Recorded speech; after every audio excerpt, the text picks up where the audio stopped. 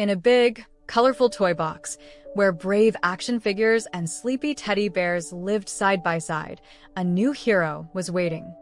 He wasn't a mighty robot or a roaring dinosaur. He was a small, neatly folded parachute, and his name was Chute. He was made of the finest, lightest fabric, a perfect circle of brilliant white, with a dozen tiny strings that all met at a single, sturdy buckle. For weeks, he had sat quietly, listening to the stories of the other toys. He heard tales of daring car races across the shiny wooden floor and epic block towers that reached almost to the doorknob. But Chute's dream wasn't about racing or building. His dream was of the sky.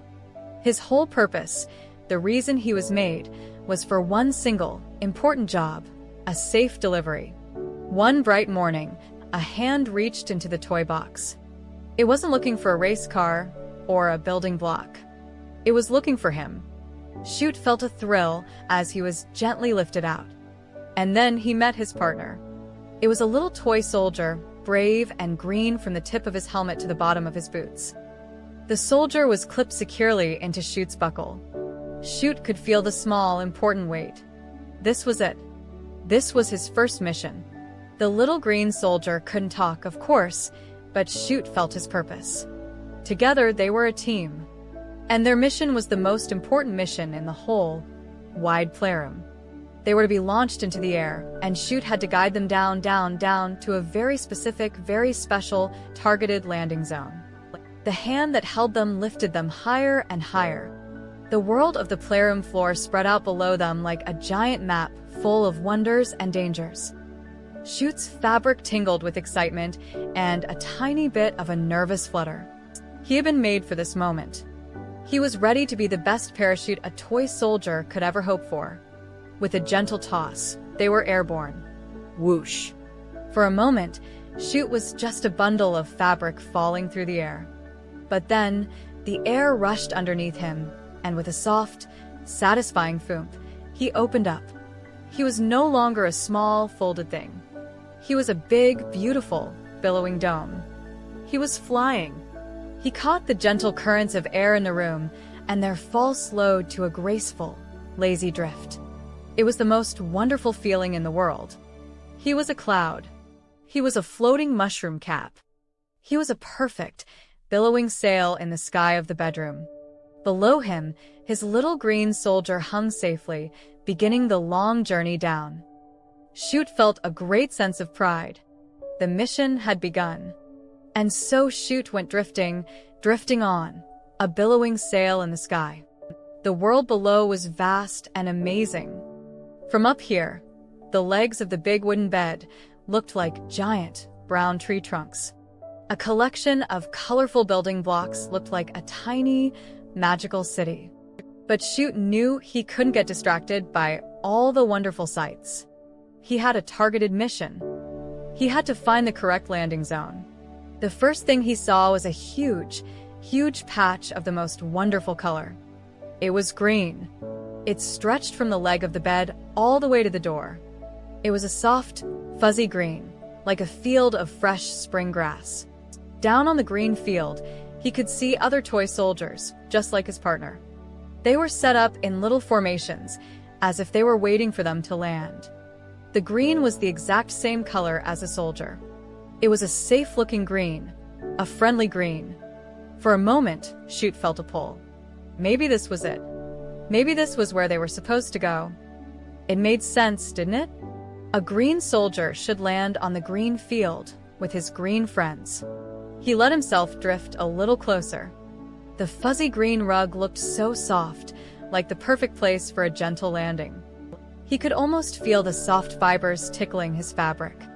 But then, a memory of his purpose, a feeling deep in his stitches, reminded him. The mission was not to land on the green field.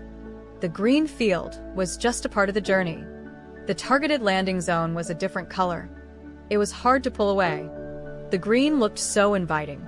But the mission was about safe delivery to the correct place. With a great effort of will, Chute angled himself into a different puff of air. He tilted his billowing dome just so, catching a breeze that pushed him away from the big, green field. He had to be strong. He had to stay focused. He was a parachute with a purpose. He gave a little wobble, as if to say goodbye to the soldiers below, and continued his journey. And so Chute went drifting, drifting on, a billowing sail in the sky. After leaving the great green field behind, he floated over a strange and lumpy landscape. This new land was not soft and fuzzy. It was a bumpy, lumpy world of a different color. It was brown.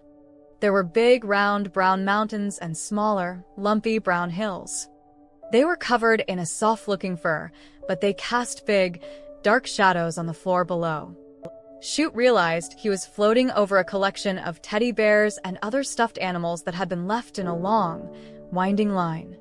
From up here, they looked like a mountain range. A big, sleepy, brown mountain range. One big teddy bear lay on its side, its brown button eye seeming to stare right up at him. The lumpy, bumpy terrain looked tricky. If they landed there, Chute's delicate strings could get tangled in a fuzzy ear or a round, brown arm. It did not look like a safe place to land. It was not a flat, clear, targeted zone. It was a jumble. A puff of air pushed him closer to the brown mountains. He felt his soldier sway beneath him. Chute had to think fast. He saw how the air moved around the biggest teddy bear mountain. It flowed up and over its round tummy. If he could just get into that little river of air, it would carry them safely past the whole brown range. He shifted his weight, pulling his strings a tiny bit to one side. His billowing canopy responded. He was like the captain of a ship, steering his vessel on a sea of air. He caught the current perfectly. It lifted them up, and over the sleeping bear, past the floppy bunny, and beyond the last little brown puppy dog in the line. He had done it. He had navigated the dangerous brown mountains. He was getting better at this. He felt his fabric puff out with pride. He had passed the green field and the brown mountains. He was getting closer. He just had to keep searching. And so Chute went drifting, drifting on, a billowing sail in the sky. He floated into the wide open space in the center of the room. He was higher than the toy cars and lower than the big light on the ceiling. This was the calmest air yet. He spun slowly, a full circle, scanning the entire world below him. Where was it? Where was the targeted landing zone? He looked past the dollhouse, past the train tracks, past the little wooden chair. And then he saw it. It was perfect. It was a small, bright circle of the most wonderful color. It was red. It was a happy, exciting red, like a shiny fire engine or a juicy apple. It wasn't a big area, not like the giant green field. It was a small, special place. A targeted place. It was all by itself, out in the open. It was a perfect circle, just waiting for a perfect landing. This had to be it. This was the mission. A thrill went through Chute's billowing fabric. He had found it. Now all he had to do was get there. The air was gentle here. He was drifting slowly, slowly in the right direction. The little red circle grew bigger and bigger as he got closer. He could see that it was a small, round, red mat placed carefully on the floor. It was the most beautiful sight he had ever seen. He was doing it. He was going to complete his first mission. He was going to make a safe delivery. He lined himself up perfectly. His little green soldier was pointing directly towards the center of the red circle. Everything was going just right. It felt easy. A little too easy. And then it happened. A low humming sound started from high above. A deep, whirring noise that made the air around him start to tremble. Chute looked up, and his fabric went cold with a shiver of fear. The great, big fan on the ceiling had started to turn. At first it was slow, a gentle, lazy turning that just made the air a little wobbly. But then it got faster and faster. The giant white blades became a blurry circle, and suddenly, the calm sea of air became a stormy, swirling ocean. A huge gust of wind slammed into Chute's side. He was thrown off course, his billowing canopy collapsing, and then puffing out again with a violent snap. He was no longer drifting gracefully. He was being tossed and tumbled. The little red landing zone, which had been right in front of him, was now far off to the side, and he was being pushed away from it, faster and faster. He tried to fight it. He tried to steer, to angle himself back towards the red target. But the wind was too strong. It was like a giant, invisible hand, pushing him wherever it wanted. He was pushed towards the bed, then pulled back towards the toy box. His little soldier swung wildly below him. This was a disaster. His perfect mission, his first safe delivery, was being ruined by the great storm of the ceiling fan. He was failing. He felt a wobble of despair. The red circle seemed to get smaller and smaller. But then, he remembered his purpose. A parachute doesn't give up. A parachute is made to handle the wind. He had to be smart. Fighting the storm wasn't working. So maybe he had to use the storm. This was the biggest challenge of all. It was the moment that would define him. He had an idea. It was a risky, daring idea. But it was the only chance he had. Instead of keeping his canopy wide open to fight the wind, he did something strange. He pulled on his strings just a little, making his big, billowing dome go a little bit limp. For a second, he stopped being a parachute and became just a piece of fabric. And because he was no longer catching the wind, he began to fall faster. He dropped down, down, down out of the strongest, stormiest winds near the ceiling and into the slightly calmer air below. He was falling fast straight down. The floor was rushing up to meet them, but Chute was watching. He was waiting.